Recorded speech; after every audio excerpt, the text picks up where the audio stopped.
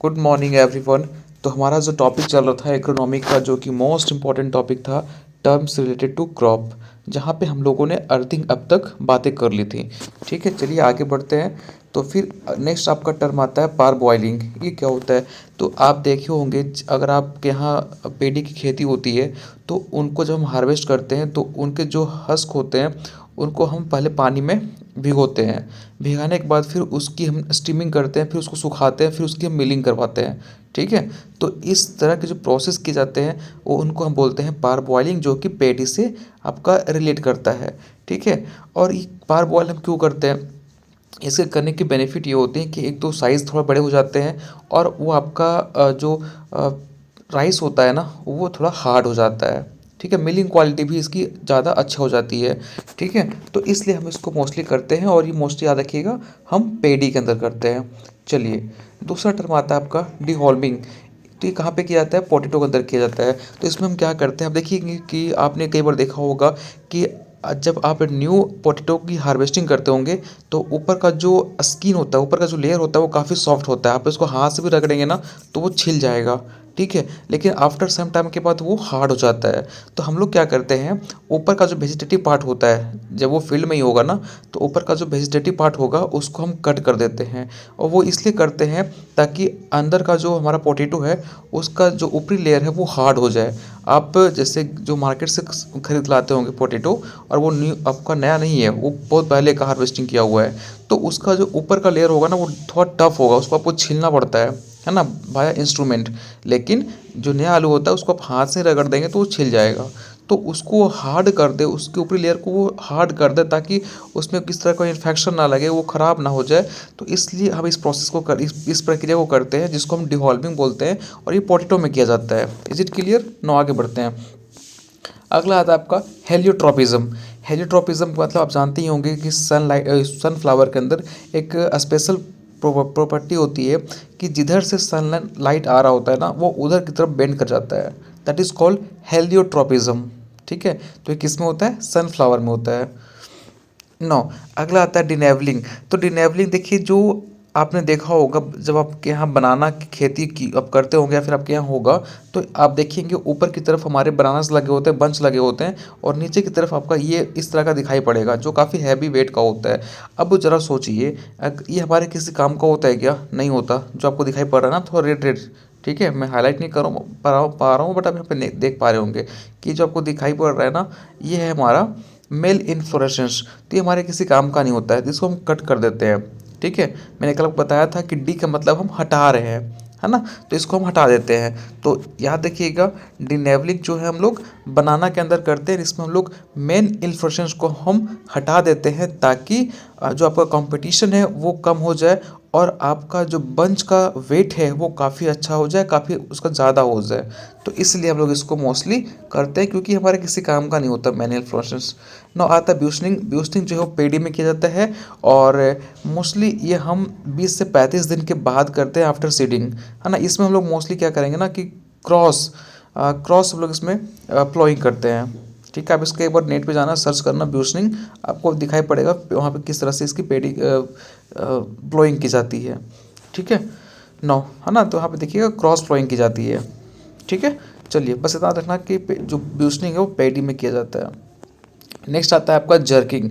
Jerking में हम क्या करेंगे कि जो फर्स्ट टिलर होता है उसको हम रिमूव कर देते हैं, ताकि जो आपकी फ्लावरिंग है वो एक समान हो, है ना। जो फर्स्ट टिलर निकलेगा ना उसको हम रिमूव कर देंगे, तो इससे क्या होगा कि जो आपकी फ्लावरिंग होगी वो यूनिफॉर्म होगी, एक साथ होगी।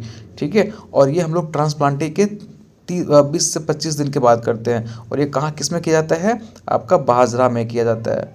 ठीक है, समझ में आ रहा है? चलिए, नेक्स्ट आता है आपका लूपिंग। तो लूपिंग भाई आपका लूसर्न में किया जाता है। यहाँ पे जो अनवांटेड ब्रांचेस होते हैं ना, जो किसी काम के हमारे ब्रांचेस नहीं होते, उसको रिमूव कर देते हैं। ठीक है, तो इसी को हम क्या बोलते हैं? लूपिंग, जो कि ल्यूसर्न में किया जाता है। नो, अगला आता है फ्लॉपिंग इन टोबैको। टोबैको में क्या होता है? देखिए, मोस्टली होता क्या है कि हैवी रेनफॉल जब होता है, एक्सेस रेनफॉल होता है, तो उसमें आपको जो प्लांट्स होते हैं वो हैवी रेनफॉल सहन नहीं कर पाते, और वो नीचे की तरफ झुकना स्टार्ट कर देंगे। ठीक है, तो इस टाइप का जो प्रक्रिया देखने को मिलती है आपको, वो टोबैको में देखने को मिलती है, और ये आपको उसे फ्लूपिंग बोलते हैं। ठीक। नो अगला आता है रेटूनिंग। आप रेटूनिंग जान भी करते हैं, जैसे कि आप देखे होंगे शुगर केन जो होता है उसको आप काट दीजिए, हार्वेस्टिंग कर लीजिए, फिर वो वहाँ से निकलना स्टार्ट हो जाता है, घास को आप काटिए फिर से वो ग्रो करना स्टार्ट कर जाता है। तो दिस इज़ नोन एज रेटूनिंग, है ना। तो रेटूनिंग राइस में देखने को मिलेगा, बनाना के अंदर देखने को मिलेगा, शुगर केन के अंदर देखने को मिलेगा, पाइन एप्पल के अंदर देखने को मिलेगा। तो इसको हम बोलते हैं रेटूनिंग। नो अब आपको यहाँ पे ओवरऑल दिया गया है कि क्यूरिंग हम टी या टोबैको में करते हैं, क्योंकि एग्जाम में क्वेश्चन यही पूछेगा क्या होता है, ये आपसे नहीं पूछा जाएगा, बस ये पूछेगा रेटूनिंग किस में किया जाता है, डिटेसलिंग किस में किया जाता है। ठीक है, तो मैं यहाँ पे समरी करके दे दिया हूँ, इसको मैं टेलीग्राम ग्रुप पे प्रोवाइड कर दूंगा, वहाँ से आप उसको एक बार याद कर लेना टेबल को। ठीक है। नो सारे टर्म यहाँ पे दिए हुए हैं, जैसे रेटिंग जूट में करते हैं, जिनिंग या फिर टॉपिंग जो है कॉटन में करते हैं, सब मैंने आपको पढ़ाया हुआ है।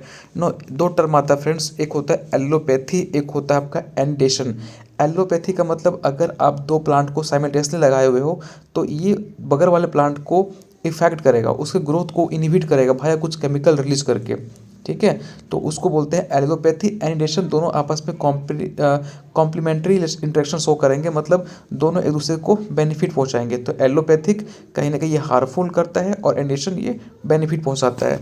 नो आते हैं हमारे कुछ ऑब्जेक्टिव क्वेश्चन के ऊपर, जिससे आपको रियलाइज होगा कि क्वेश्चन कैसे पूछे जाते हैं। नो पहला क्वेश्चन आपका, removal of inflorescence and bunches in oil palm is known as, उसको हम लोग एब्लेशन बोलते हैं। ठीक है। नौ एक क्रिप्स को में पूछा गया था कि which process involve in sugar cane crop.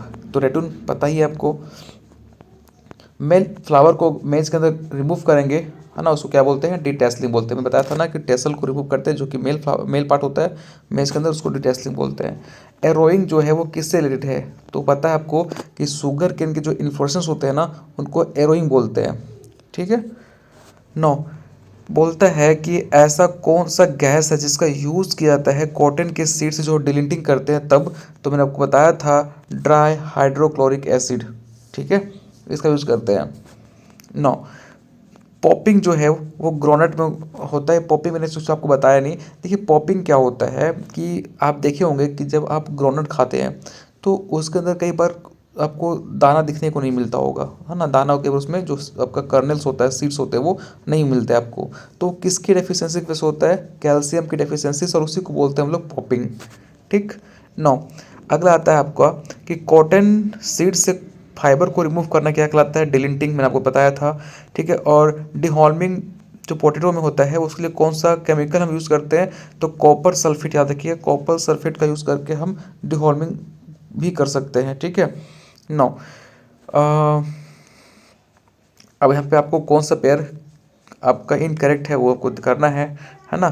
तो पैगिंग जो है वो मेज़ में नहीं ग्राउंडनट में करते हैं। ठीक है। टेस्लिंग मैंने आपका टेस्लिंग तो मेज से रिलेटेड है, प्रॉपिंग आपका बनाना से रिलेटेड है, तो सब सही है, ये आपका इनकरेक्ट है।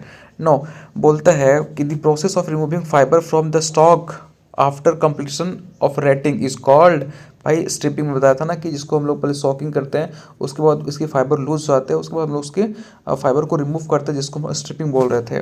ठीक है, तो इतना ही फ्रेंड है। फिर मिलते हैं नेक्स्ट वीडियो में अगले टॉपिक के साथ।